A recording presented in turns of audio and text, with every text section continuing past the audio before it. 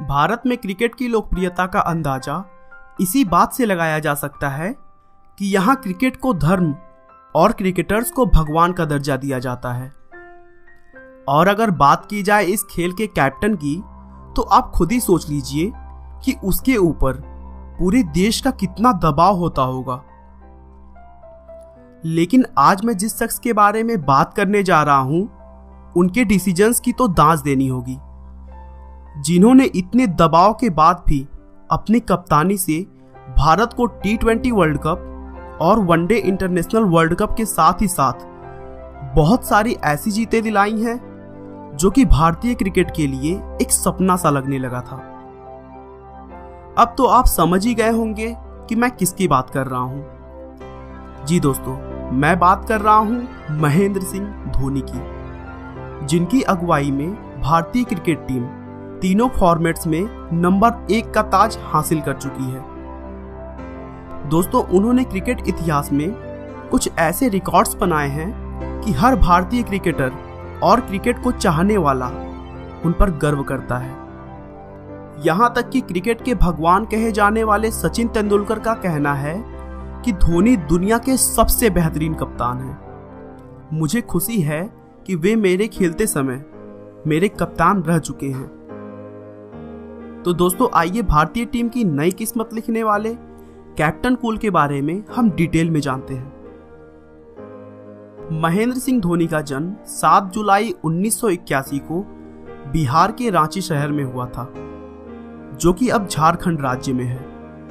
उनके पिता का नाम पान सिंह और मां का नाम देवकी है।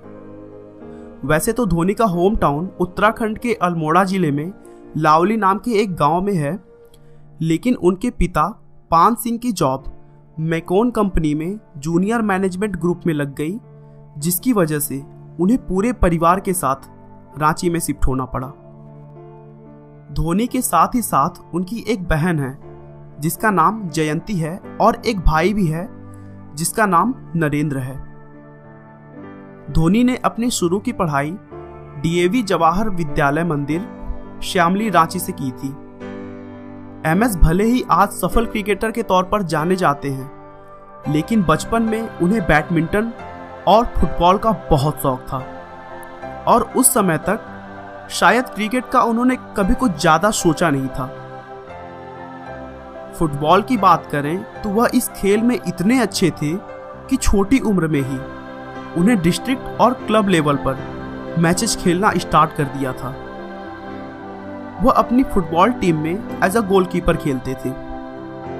उनका गोलकीपर के तौर पर अच्छे परफॉर्मेंस को देखते हुए फुटबॉल टीम के कोच ने उन्हें क्रिकेट में हाथ आजमाने के लिए भेजा।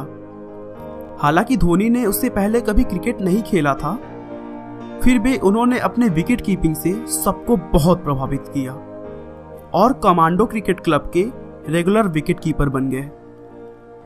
क्रिकेट क्लब में उनके अच्छे परफॉर्मेंस की वजह से उन्हें 1997-98 के दौरान विनू माकन ट्रॉफी अंडर 16 चैंपियनशिप के लिए चुना गया, जहां उन्होंने जबरदस्त परफॉर्मेंस किया।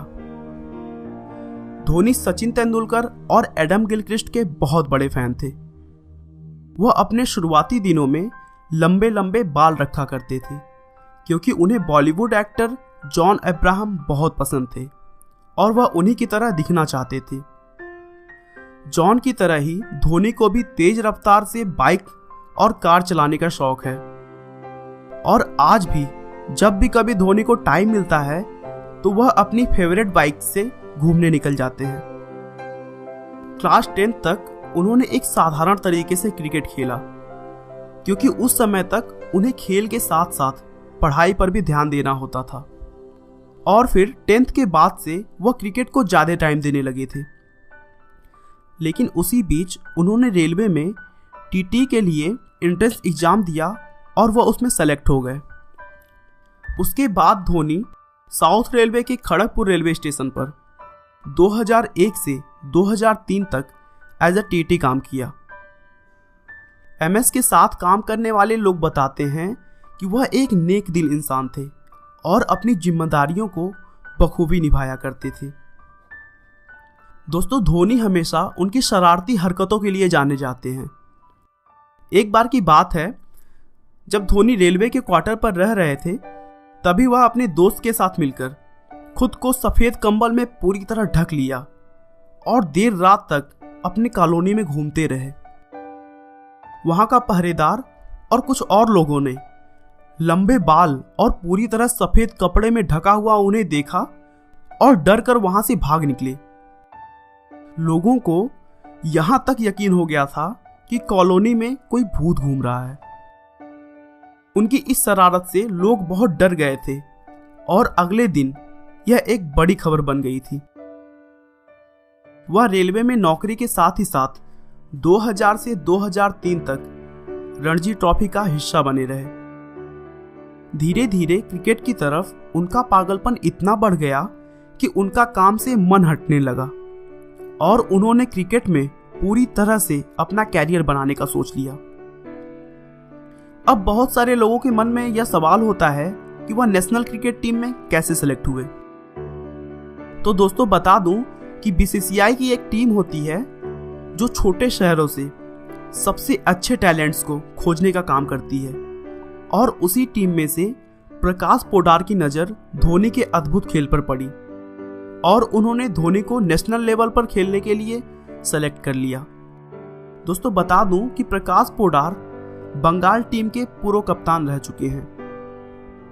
एमएस धोनी को सबसे बड़ी कामयाबी तब मिली जब 2003 में उन्हें इंडिया ए टीम के लिए चुना गया और वो ट्राई सीरीज खेलने के लिए केनिया गए, जहां पाकिस्तान की टीम भी आई हुई थी।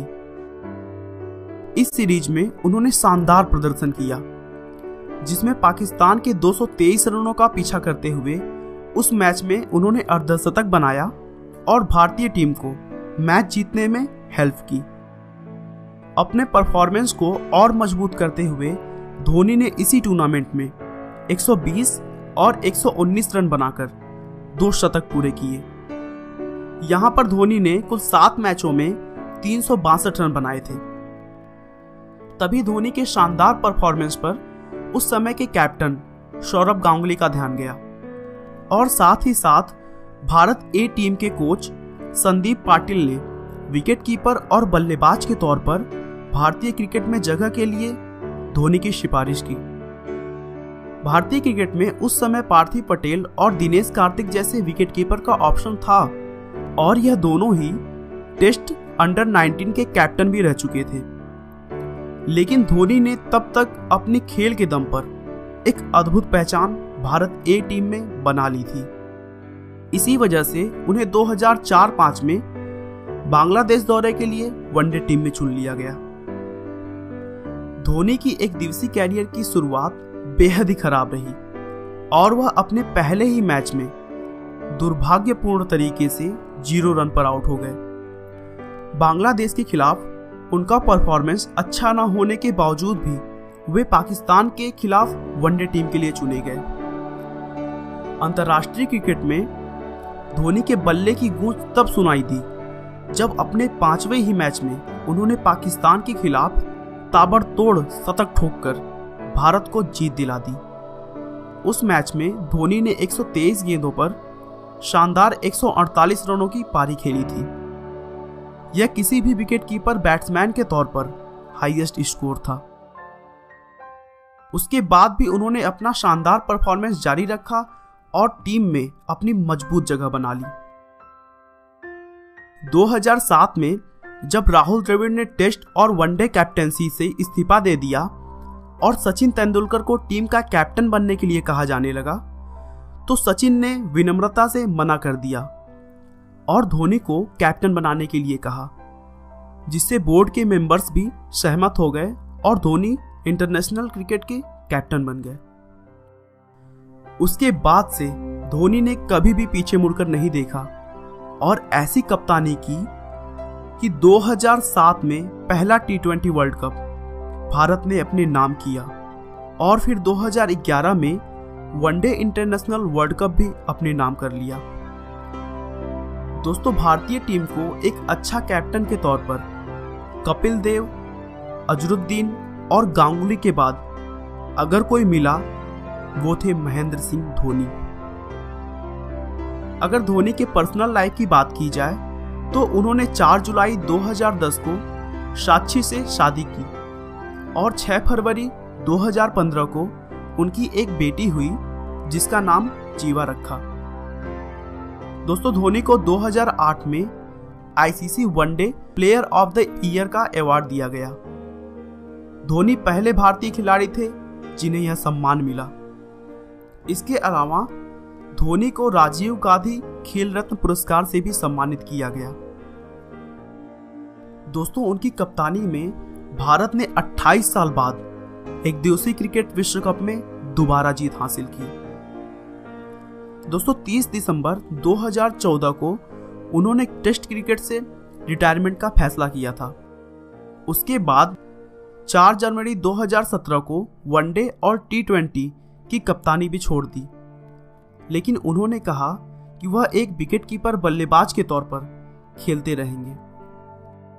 दोस्तों, धोनी की कप्तानी में टीम में कभी भी विवाद नहीं होता है क्योंकि वो अपने शांत सोच से टीम में एकता बनाए रखते हैं। महेंद्र सिंह धोनी न केवल एक बेहतरीन खिलाड़ी बल्कि एक बेहतर इंसान भी है, जो कभी मैच की जीत का श्रेय खुद को नहीं मानते हैं बल्कि पूरी टीम को इसका श्रेय देते हैं, जिसके कारण टीम के सभी खिलाड़ी भी उनका सम्मान करते हैं। आपका बहुमूल्य समय देने के लिए बहुत बहुत धन्यवाद। इस वीडियो को लाइक करके आप हमारा मनोबल बढ़ा सकते हैं। मैं हर रोज एक नई इंस्पिरेशनल और मोटिवेशनल वीडियो के साथ आता हूं। दोस्तों, अगर आप हमारे वीडियो को मिस नहीं करना चाहते तो कृपया चैनल को सब्सक्राइब कर लें। आपको यह कहानी कैसी लगी हमें कमेंट करके जरूर बताएं।